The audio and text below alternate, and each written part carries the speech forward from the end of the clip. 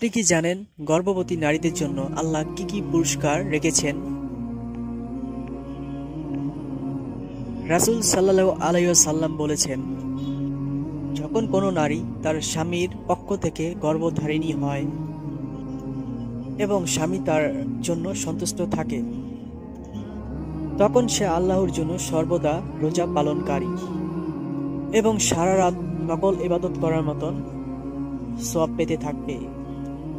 যখন প্রসব ব্যথা শুরু হয়, তখন তার জন্য নয়ন জুড়ানো কি কি নেয়ামত লুকিয়ে রাখা হয়।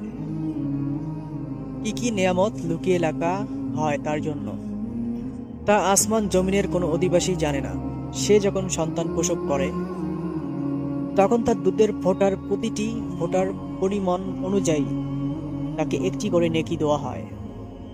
সন্তান যদি কোনো রাতে তাকে মাকে বিরক্ত করে, অর্থাৎ সে কান্নাকাটি করে মাকে ঘুমাতে না দেয়, তাহলে সে আল্লাহর জন্য 70টি গোলাম আজাদ করার সওয়াব পাবে। প্রসবের সময় কোনো নারীর মৃত্যু হলে সে শহীদ বলে গণ্য হয় এবং সে বেহেশতবাসী হয়। আল্লাহ তাআলা আমাদেরকে সবাইকে 5 ওয়াক্ত নামাজ পড়ার তৌফিক দান করুন। সবাই বলে আমিন। এবং আমাদের আলোর পথ চ্যানেলটি সাবস্ক্রাইব করবেন, আমাদের সঙ্গেই থাকবেন।